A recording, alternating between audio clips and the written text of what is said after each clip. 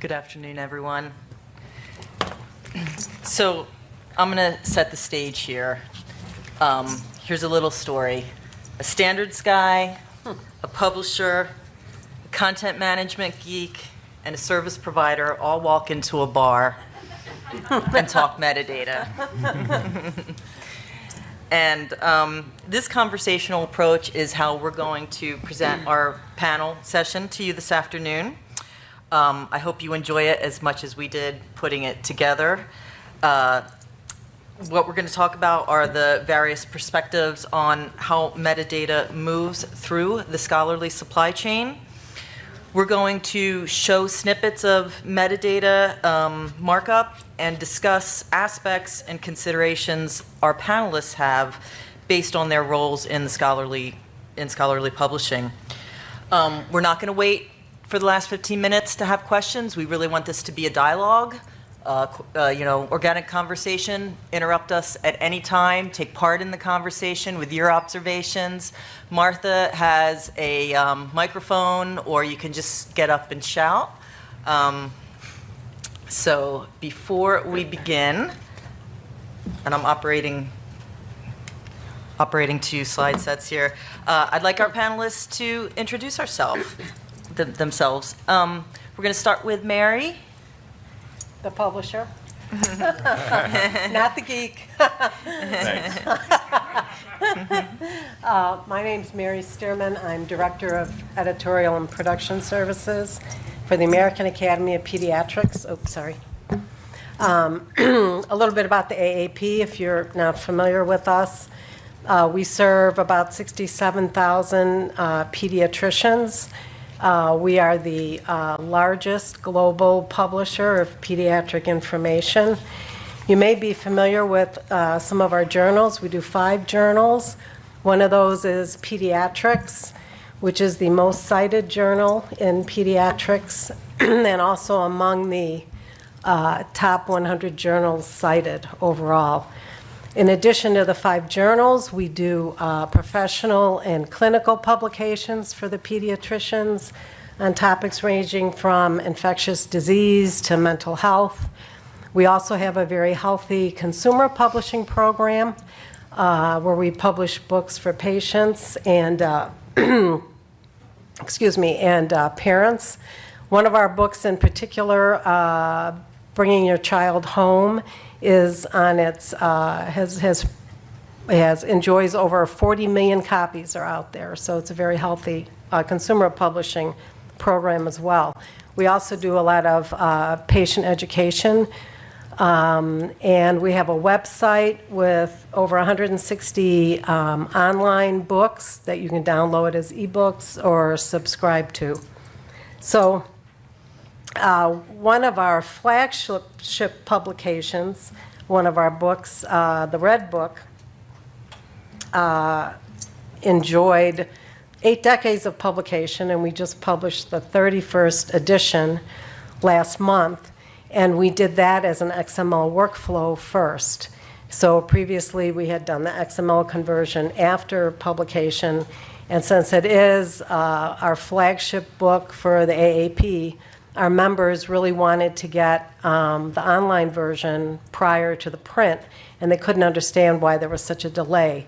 So by doing the XML first workflow, we were able to put the book online first.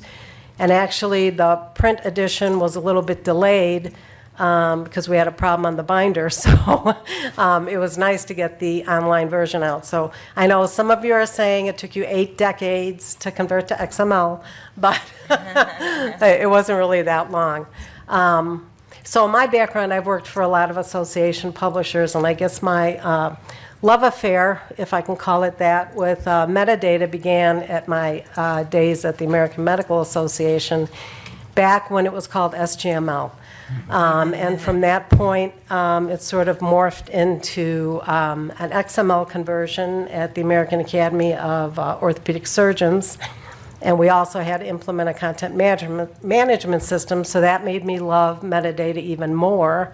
And now that I'm at the AAP, it's even blossomed more so. Thanks. Jabin White? Hello, I'm Jabin White. I'm Vice President of Content Management for Ithaca. On the slides that I submitted, I said Content Management Stud, but I think there's a typo. It got changed to Geek. So I'll talk to Marianne about that afterwards. So I work on two products, mostly Portico, which is a digital preservation service, and JSTOR. Most of the early part of my career was in STM publishing, where love is a strong word, Mary. It's a strong word. I like metadata a lot. I don't know if I'm going to go with love. I recognize that it is a very necessary thing, and it powers a lot of things that we're going to talk a lot about. A little bit about JSTOR. Mostly we're going to talk about, or I'm going to talk about JSTOR today. My relationship with metadata on Portico is pretty simple. It's a preservation service. So we take digital content feeds in from publishers. We extract what we call preservation metadata, the metadata that allows us to prove that we have it, that we have all of the complete run of a journal or a book, and then we stick it in a dark archive. So the metadata is very important so that we can prove that we have all the content preserved for libraries who rely on us in case a trigger event happens, in which case we provide access to a title. On JSTOR, it's very different. We have about 11,000 library participants and about 16 million unique visitors a year. So the metadata sort of ramifications are a lot different. It drives things like search, mostly search, but it also helps us classify all the different disciplines that we have. There's about 20 high-level disciplines within JSTOR, from business to religion to economics to history. And it's a very sort of broad spectrum of topics. Very different from, most of my background was STM, and we'll talk a little bit about controlled vocabularies today, but one of the things that I'm a little bit jealous of my friend Mary over is that in STM publishing, there are a lot of accepted controlled vocabularies that your tax dollars pay for. One of the challenges that I've had at JSTOR is creating a controlled vocabulary across a bunch of humanities disciplines where they didn't exist before. But I'll talk about that as we get to it. So, Evan? Evan? Okay. I'm Evan Owens. I'm Vice President of Publishing Technologies at Synveo Publisher Services. I'm a publishing technologist. I've been that for 31 years this year. I started at the University of Chicago Press, where I was doing SGML workflows and putting them on the web, then on to Portico, and then AIP Publishing, and now Synveo. I've lots of industry involvement. I'm on the NISO board, I'm on the JATS committee, on SDS, the BITS, EPUB, Publishing Working Group. I'm on the Chorus Technical Working Group, and I've been doing that for a very long time. I was for ISO 1283, which was the SGML journal, before we had XML, I was the US tech rep on that, and so on. So I've just been doing a lot of XML, SGML, article structures, and metadata for a very long time. The fun at Synveo is at Chicago and AIP, we had a range of customers, but they were all there to do it our way. Where at Synveo, we have a wide range of customers, and our service is to support their way. So we see a lot of different workflows and different ways of doing metadata, which I'll be mentioning anonymously. The most interesting thing for me is how all of these industry standards support these production and the future, present and future. On the Chorus Technical Working Group, I wrote the Publisher Implementation Guide, which is the instructions on how to do all of that metadata in your workflows and so on. So lots of metadata issues and tasks. Thanks, Evan. And my name is Marianne Kalahana. I'm the Director of Marketing at Synveo Publisher Services. As we've been gearing up for SSP, we've had a lot of meetings to talk about our presentation. And what all of us have in common is a fondness and a deep respect for metadata. And even though we've been talking so long, it's true, all of us got involved when XML was SGML. Back in those good old days. And we're all also involved in the Metadata 2020 initiative. And if you are not familiar with that, please reach out to any of us throughout the rest of SSP. We'd love to talk to you about that and welcome more people to get involved with that initiative.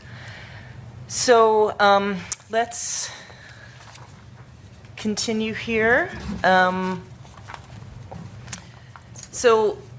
I mentioned, how we're going to present, we're going to look at metadata examples in journal and book XML and discuss considerations from our panelists' perspectives, and we might raise more questions than answers. We hope you take part in this discussion. But everyone in this room, what I think we all have in common is that we take the user's experience to be able to find content very seriously, and that comes down to metadata. So some of the examples that we'll discuss today include the lack of consistent information, controlled vocabularies, revision control for metadata and metadata corrections. And then we're going to talk about author supplied versus publisher supplied versus vendor supplied. So with that, let's jump in what everyone's been waiting for, some XML. And Really? so we've got two examples here of subject categories and vocabularies. And Mary, why don't you get the party started on some of your observations? I will get the party started on looking at XML. There's nothing like it at 4:45 in the afternoon. Yeah, we do realize that we are standing between you and the cocktail hour, so know that we sympathize. At least the beer tasting's done, so we won't interrupt that. Okay. So the first example there that you see, subject group type, and it's HWP-journal-COLL. That example is from our journal, Pediatrics. And in order for the journal to be posted on Highwire requires that that line of metadata be inserted in the file.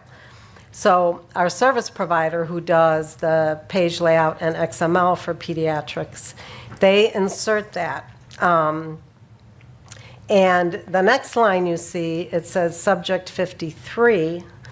53 actually stands for the word obesity, which is a keyword that the author puts in the manuscript when they submit it for publication.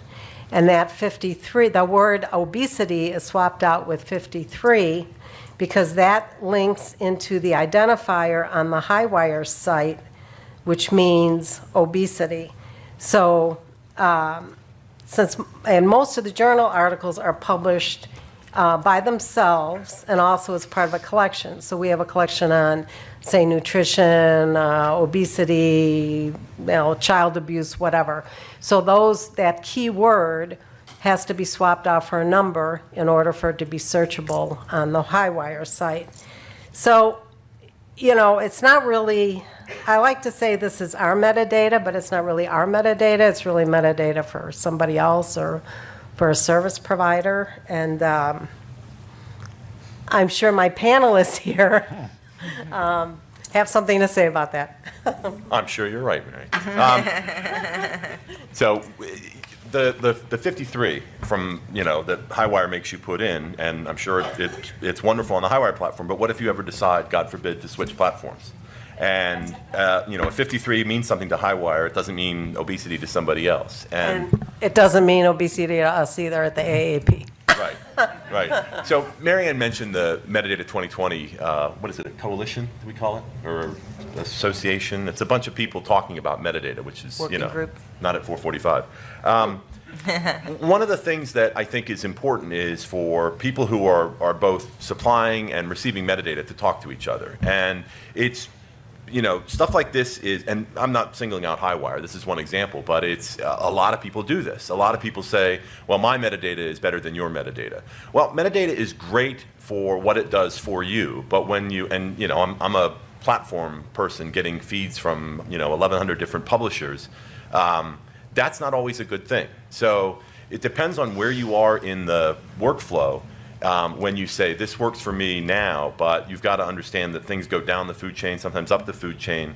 And the thing that I like about the Metadata 2020 group is that we're all talking to each other. And hopefully stuff like, and I'm not singling Mary out, and we kind of staged this, so she's, her feelings aren't hurt. But, putting in metadata that is for a specific purpose at a specific time on a specific platform it's really tough when you get farther down in the workflow. So that's a big thing, especially with folks like JSTOR and others, and even Highwire. If they didn't have that enforcement of saying you must put this in your workflow or we're not going to accept it, it's tricky to sort of control that no matter where you are in the workflow. Evan, you want to jump in? Yeah, please. So I was going to talk a little bit about metadata workflows. If I were to a training session, I would be saying that, for a user, when we talk about metadata, we're talking about IDs, but also terms from vocabularies, which are a different issue than IDs. An identifier like a DOI or an ORCID is a different workflow problem than using a scientific vocabulary or something. But in metadata, we also do things like publication date and the ISSN or the ISBN. Some of those things are really easy and others are hard. Putting the publisher's name, the publisher's ID, which never changes, that's easy workflow, but a lot of these others are harder. And if you look at all the different components of workflow, the key questions in any particular workflow metadata project is, did it come from the author? Is it in the author's text, or is it did the author deposit it as part of their submission metadata?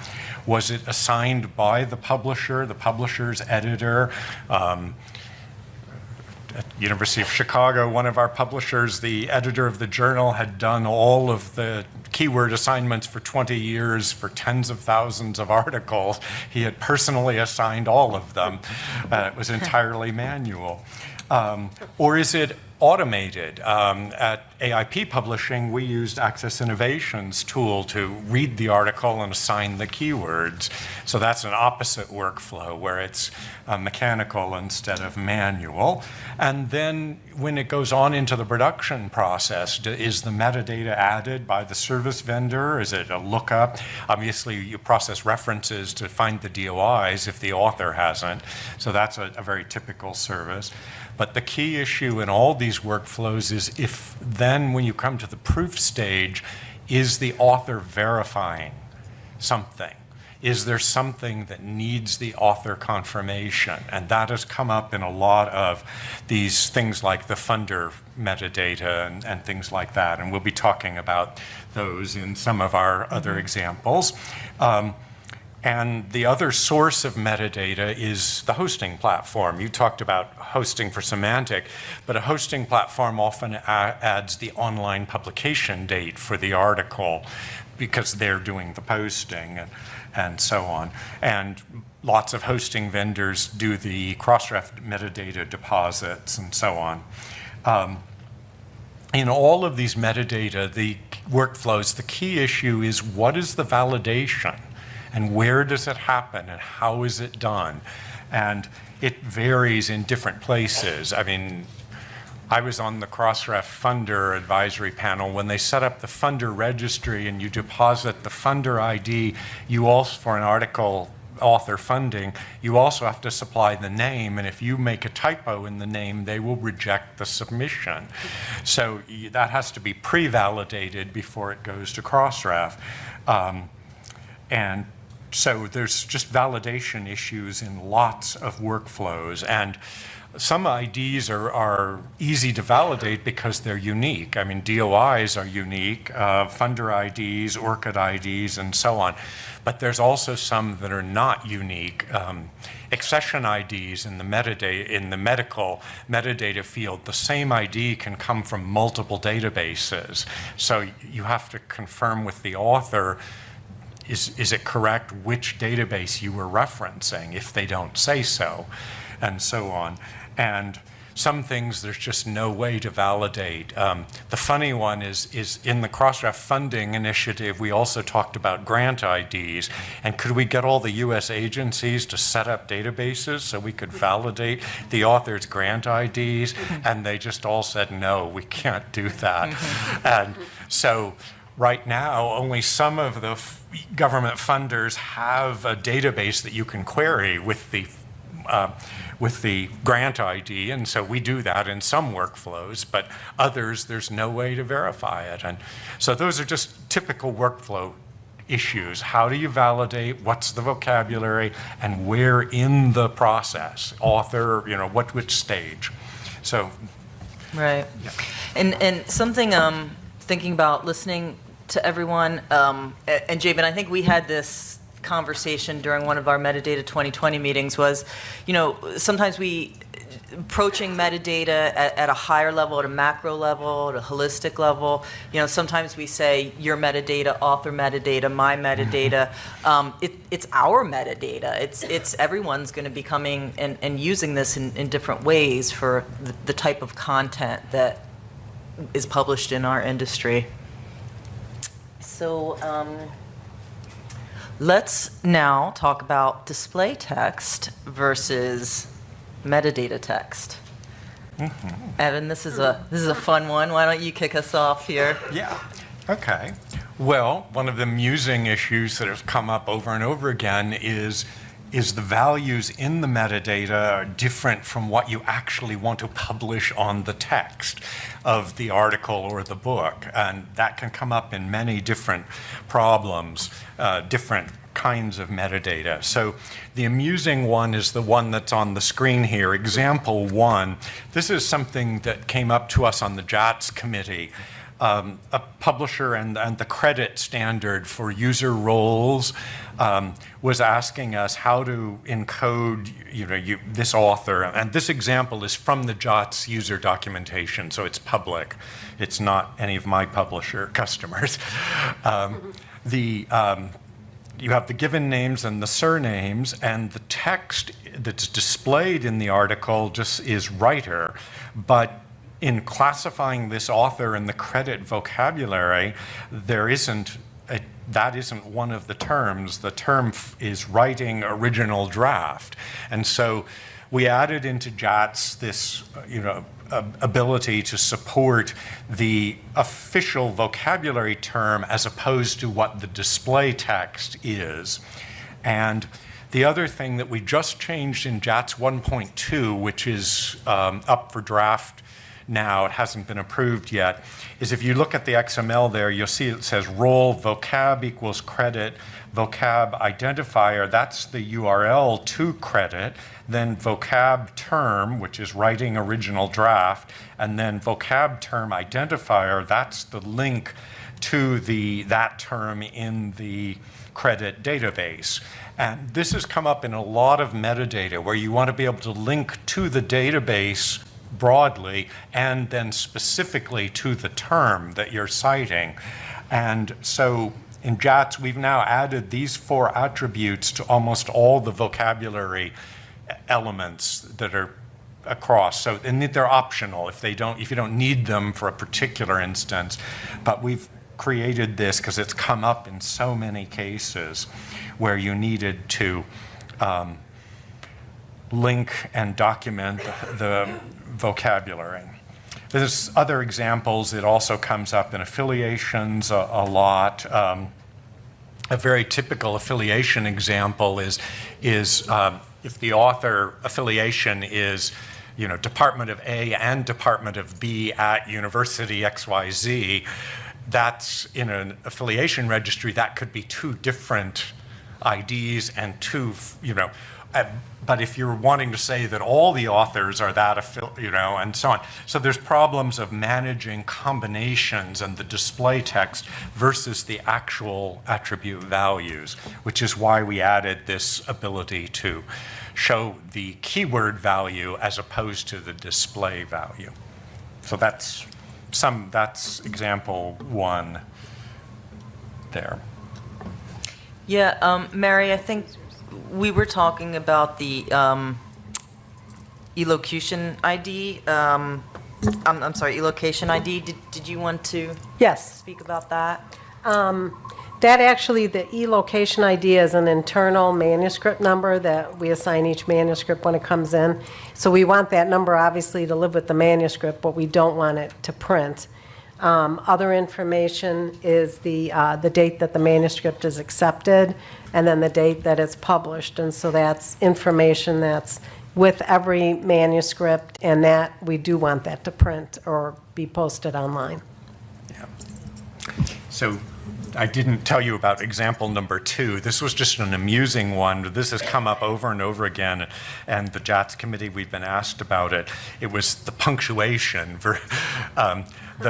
The display text was version of record, but the actual vocabulary is version of record with no hyphens. And so sometimes you just have to manage these very minor differences, and people won't actually use the official vocabulary term. So that was example 2. And I just wanted to invite the audience too, if you have any observations or anything to add, or please just stand up and Display text. yeah, give a shout. Jabin, do you want to go on to the next example, or did you have anything with display text that you I'll wanted go to on to the add? next one. Okay. Next one. So Evan makes a good point about display text versus and little tiny errors like a hyphen. Big deal, right? But it can matter. And when we talk about pub dates, how many different versions of a pub date can you think of in your head? You can think of January 1st, 1988, 1/1/88, 1/1/1988. I mean, I can go on and on until happy hour. Machines don't do that so well. And machines can't recognize that January 1st, 1988 is the same as 1/1/88. And you have to be able to tell a machine that this date is the same as that date. In the early days of JSTOR, and still to this day, one of the values of JSTOR is we are a complete archive of a journal's print run, or run. So we have to be able to assure our library participants that we have every issue of every title back to Article 1, Issue 1, Volume 1. And we can't do that if we have inconsistencies in the date. Now, we had a bit of an unfair advantage at the beginning because we were scanning paper and we did our own metadata. We are now starting to accept digital submissions from publishers. And what do you think the odds are that all publishers use the exact same date format? Not so good. I wouldn't bet on that. So there's work in there. They're not doing anything wrong. They're preparing the metadata as is their standard and it works for them. But when you're a platform and you're taking in feeds from a variety of different places, those little tiny things start to add up and they matter and they take resources to fix, and it's a bad thing. So we call it completeness. I'm sure everyone has used that, but we need to be able to show completeness of an entire journal run, and it's very difficult to do that if the dates are all over the place. So it's a small example of Evan's example of a hyphen being different, but that can matter when you're looking at a 10 million pages. Yeah, and I think we like this example too because in the simplicity so much complexity is revealed, as with many things in life, and this is a great example of that. Mary, did you have anything to add on this example? Just that there are different dates. There's your, there's pub date for, I guess, when the article was published. And then there's an EPUB date for when the article was published online. So, which date is the pub date? I don't know. So we put them both in. So I don't know if that's good or bad, or good or bad. Yeah. Well, I think one time we had this conversation too, Jabin. I said something about good XML, and you said there is no good or bad. It's Wow. I sound so wise and zen. You were, yeah. No, I believe that. There is no good and there is no bad. It's whatever is good for me is good for me. And if I give it to Mary and she's expecting a different format, guess what? My good just became really bad. Yeah. And something that someone's going to have to deal with. I think we had our first question from Mr. Jake over here. Jake. Those small differences in error, are these the kind of things that you could apply machine learning or some software to that might help solve these little differences that you could train? Well, let me talk about the future of the standards. Okay. You got it. The problem Yes. is one of the problems is the history of publication date in XML. In the NLM DTD, and if you look at example 1 or example 2, the bottom one and example 2, the second one, you'll see pub date, pub type equals either pub or EPUB. And in that day and age, you were just using a single attribute to say what kind of date it was. But when we created JATS1, we proposed that we divide the date properties according to what event it is, and what format it is, so that rather than you saying this is the online publication date, you can say this is an online, but this was the accepted manuscript that was published, this was the pre-edited version, and so on. And so if you look at example 2, the top one, that is the revised date format that we put out in JATS1. So it says publication format, print, date type, pub, and so it was actually printed in pub. So you could say the accepted date, the corrected, published, etc., and whether it was print or electronic, and so on. So in JATS 1.1, we deprecated the old simple version and proposed that everybody use this 2-part date attribute. And the industry as a whole has not implemented that well yet. Our Highwire customers don't do that yet because Highwire doesn't do it that way, and so on. And so vocabularies for dates is a really big issue. So there is an industry new initiative called JATS for Reuse, JATS for R, and they're working on encoding the best way to express publication dates. And it's a combination. They're doing it as a combination of the NISO Journal article version vocabulary. I was on that committee. And then date formats and so on, and how best to encode all of this.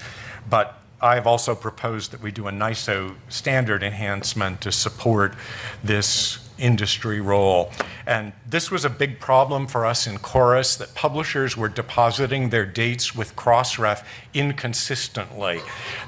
We had one publisher who posted all their articles online in March and registered the date with Crossref as December because that was the cover date on the printed issue.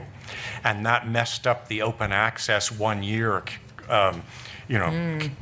Serious calculation applications, yeah. and so on. So we do not have robust industry practices yet about publication dates, but there's lots of committees trying to organize this for us. So that's where we are. We're still in a mess as an industry. Okay. So now we're going to look at a little JSTOR specific metadata to really spice up this party. Ooh, spicy. All right. So I suppose you want me to talk about this. Yeah. All right. So I mentioned earlier we have a controlled vocabulary across all the disciplines of JSTOR. This is an example of a feed that we send to discovery services. And what we've done is sort of normalize what publishers would call keywords.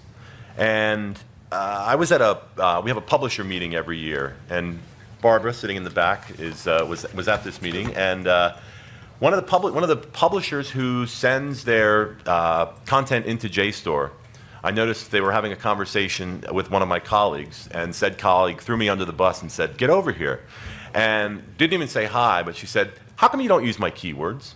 And I was like, he went that, She had a very good point. Like this publisher, in a crazy notion, applied keywords to their content, which is a great thing to do.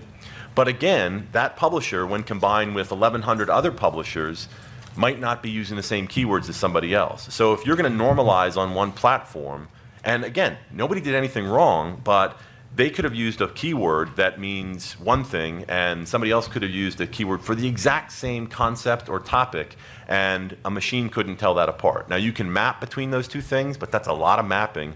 Yeah. I would submit that a better thing to do would be to use a controlled vocabulary, take in their keywords, and then at the point of ingestion, normalize a keyword so that we have keywords that cover all of JSTOR. So that's what we do, and the publisher supplied keywords were not showing up with their article on JSTOR, and they had something to say about that. It was a lovely conversation. It ended well. She didn't end up killing me, which is always a good outcome. But it was a lesson because, and she understood that, you know, context matters when you're talking about, you know, controlled vocabulary terms. Think of a term like Lincoln. You know, are you talking about the president? Are you talking about the car? Are you talking about a nickname for a $5 bill? All depending on what context you're dealing in, it could have different meanings. And a controlled vocabulary can give you the tools to deal with that. And like Marianne said, the reason that we do all this stuff is to, you know, provide a more positive user experience. And if a user comes on and searches, they're anticipating that you're going to understand their search, when a lot of times the search doesn't make any sense from a you know, realistic standpoint. So the use of a controlled vocabulary across a wide swath of content from a lot of different areas makes a lot of sense for us. Evan, you want to? I think you're, or Mary, are you? So you wouldn't like my 53? I don't like your 53. I thought I was clear on that, Mary. The 53 makes perfect sense on the Highwire platform because that's Right. what they're doing with it. But then the 53 on another platform is the number 53, and it doesn't mean obesity. Correct. So, What if it were 42? correct. Yeah. Correct. No, they don't. Good. Yeah. Good clarification. But still, the key word has been taken out of that article now, and the 53 put in. So, you know, for us, we have to, well, we don't host anything. Highwire does the hosting. So I guess as long as they know what it is and people can search and find the article, that's what's important. Yeah. We Well- have a comment in the back, please. Just a question. So I'm Neil. I'm Smile. Do a lot of my supervised consultation. One of the partners we work with is Springer Teacher on their platform, Springer Link.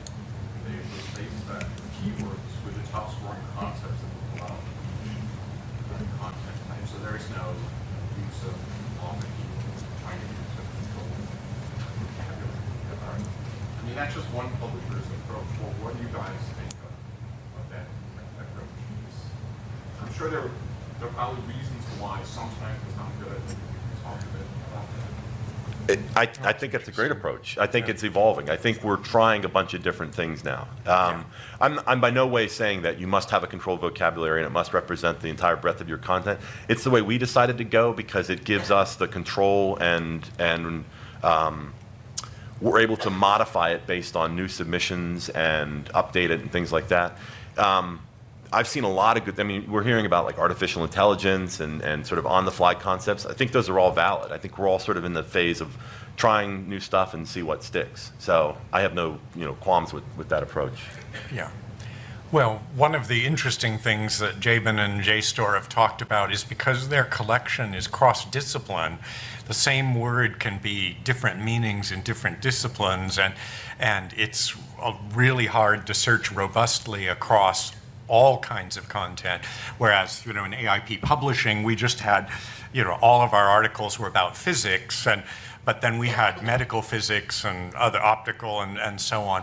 So we had sub-vocabularies for each of our types of content to support that. But when you're dealing with all of human content, that's a really big challenge. And that's the point. Yeah. It depends on what the situation is for the particular publisher or the platform. So it's really easy for me to sit here and say what's best for JSTOR, but I would absolutely not say, so pediatrics is, you have a specific set of vocabularies and you're able to have that control. So they'd have a very different approach than somebody like JSTOR that's dealing with humanities and social sciences. But it all depends on what you're trying to accomplish with your metadata, particularly with a controlled vocabulary. So that's a good point. All right. So let's talk a little bit.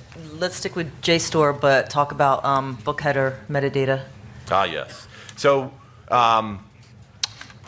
we get books at JSTOR, and with a lot of publishers, and again, not doing anything wrong, a lot of publishers are producing books metadata, and the same publisher is sending journals into JSTOR. And a lot of these people don't talk to each other, which is pretty normal. I've worked at publishers where if you work in journals, all you do is journals, and if you work in books, all you do is books. It's pretty standard. And one of the things that really doesn't play well is so we have two different content feeds, one journal, one books, from the same publisher coming onto our platform, which is then commingling with other, 1,100 other journal publishers and, about 200 book publishers. And even if they're coming from the same building, we can't guarantee consistency across metadata. So,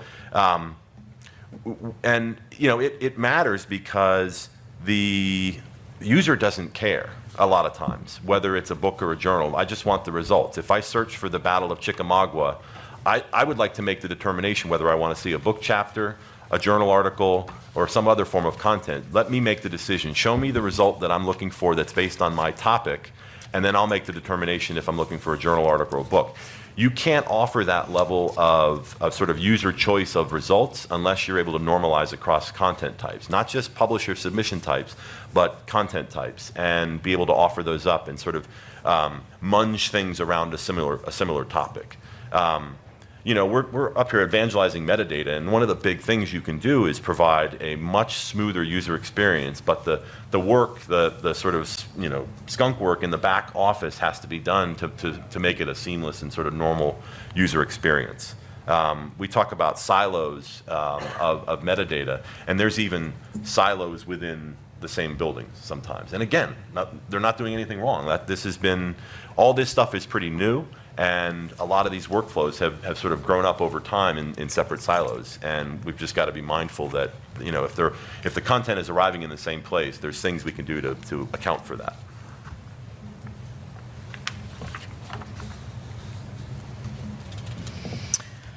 So, author information. During one of our planning conversations, boy, we talked about author information metadata for like 30 minutes. We won't today.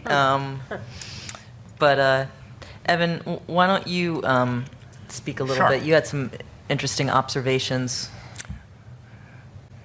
Yeah. So the two examples I put there, one is how you specify an ORCID ID for a user, for an author. That's just my ID.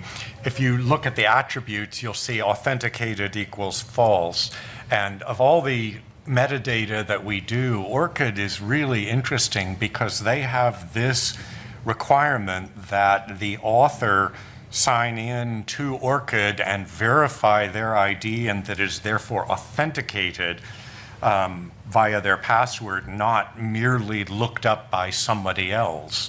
And if you look in the Crossref metadata, almost all the ORCIDs that they're getting are saying authenticated false. But the peer review system, some are adding that in so that the author at submission goes and logs in once to authenticate their account in that peer review system, and then it can be recorded as authenticated true in the future for that article and any other submissions by that author. The other example on the right is the funder metadata. The Crossref, now called Open Funder Registry, not FundRef, and where you have an ID and then the name. And there's just, as you all know, there's lots of workflow problems if the author's acknowledgements don't match what the author chose in the peer review system as the funder IDs, or if you're not collecting the IDs explicitly from the author, you're just reviewing the acknowledgements and trying to extract the funder names and look them up, then that has to be verified by the author because there's a lot of errors. This, on the Chorus Technical Working Group, lots of publishers are telling us how they have problems with their funder metadata. And it can be things like, if all the author said was NSF, Well, there are multiple NSFs around the world, and so which one were they actually talking about? So in our Synveo workflows, then that would go as a query to the author on the proof saying, did you mean NSF USA or NSF Spain or whatever, to make sure that it's the right validating the ID correctly. If the author chose the ID in their peer review system submission, but that ID seriously doesn't match what the text in the acknowledgments is, then that's a different kind of correction. That's an author query. Why don't these match? Please fix it, and so on. So there's lots just amusing quality issues. But another big change that's come up on Chorus recently a lot is what happens when a journal moves from one publisher to another. Do they update their Crossref metadata properly? And we're seeing lots of examples where the DOI URLs get updated, but they don't update the use license metadata. And so we'll have things in Chorus where it's being declared as publicly accessible, but the URL now points to a different publisher, but the open access license posts to the previous publisher. So one big production workflow we all need to be thinking about is, if things change, are we updating it everywhere that it needs to be updated appropriately? So just more metadata workflow issues. Are those issues that anyone in the audience is experiencing or thinking about right now in terms of acquisitions and management of those sorts of rights? I think they're thinking about cocktail hour. I think they don't want to think about it. We can help you think about it. Yeah. I would get rid of the problem with the funders not matching by creating the funding statement from the metadata and removing it from acknowledgements. Yeah. Huh. There you go. Mm-hmm.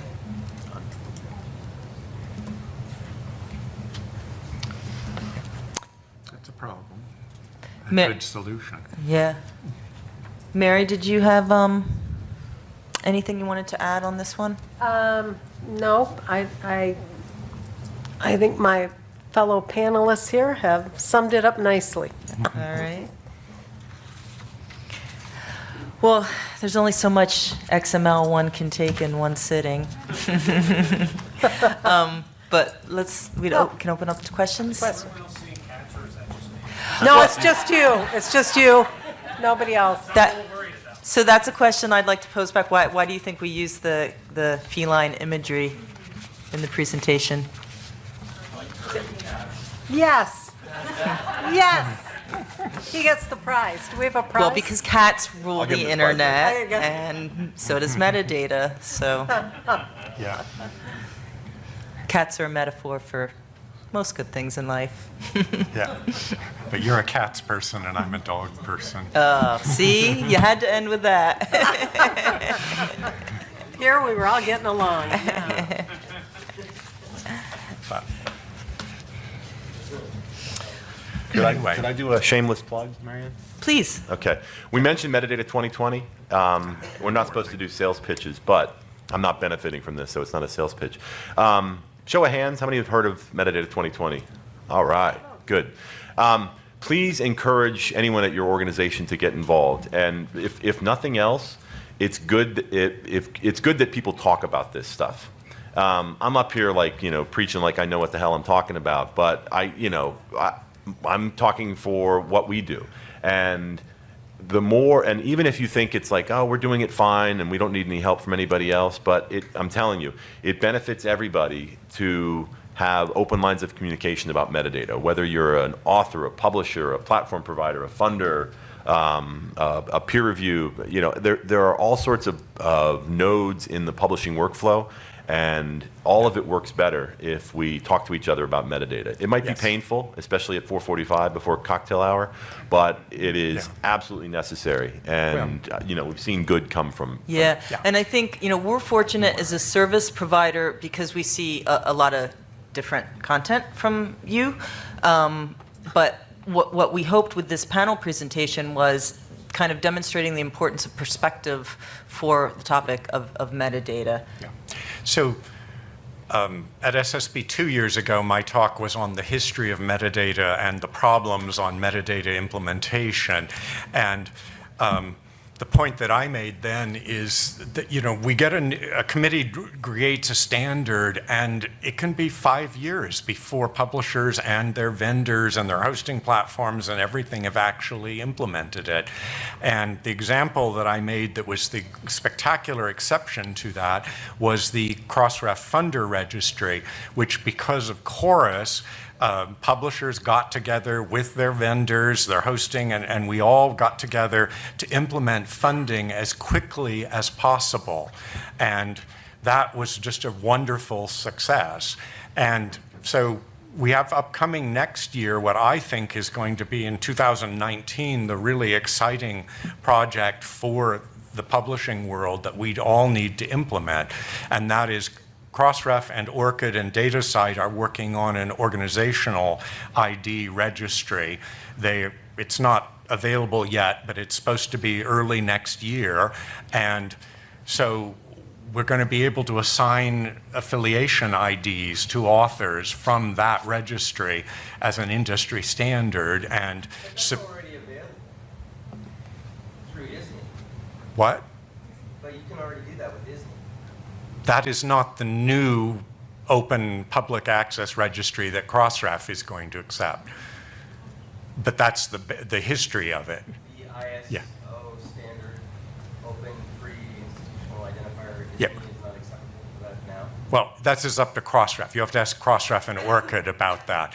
But what ORCID is going to be doing is registering people's affiliations with IDs, not just text, and that means that then in publishing we can, if we have the ORCID, we can look the person up and get the ID to put in the metadata and so on, and that metadata will be used by Chorus in tracking how authors, what institutions they're from, and so on.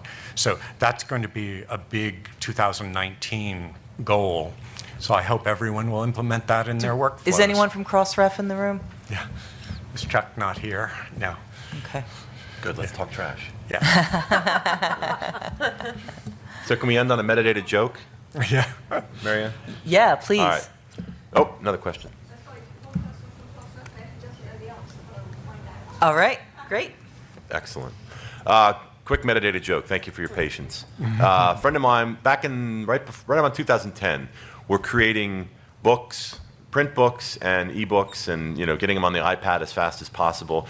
And people are putting ISBNs in their books, and they're creating these things called e-ISBNs for the same book and different numbers. And some people were using the same, and it was a god-awful mess. So a friend of mine was giving a presentation about ISBNs, and she had the best joke I've ever heard about metadata, because ISBNs are metadata. She used to work at, it was either Barnes & Noble or Borders. It was one of the bookstores. And she said, do you want to know what the best-selling ISBN was at our chain, at our location? Anyone want to take a guess? No, the product. That was the best-selling ISBN product. It was a cinnamon Danish. The systems that recorded book sales were hard-coded that you had to have an ISBN, and somebody, human being said, okay, 1, 2, 3, 4, 5, 6, and they just made up an ISBN for cinnamon Danish so that they could process the orders. So we can have the best standards in the world. We can have the standards guy. Yeah. Notice he's not a standards geek. I'm the geek, but that's not fair. But we can have the best standards and the best people in the world, but there's going to be, there's human error that's going to be entered in all this. So cinnamon Danish. That's Cinnamon Danish. Cinnamon Danish. All right. Cinnamon Danish. Fun. Thank you for your time. Yeah.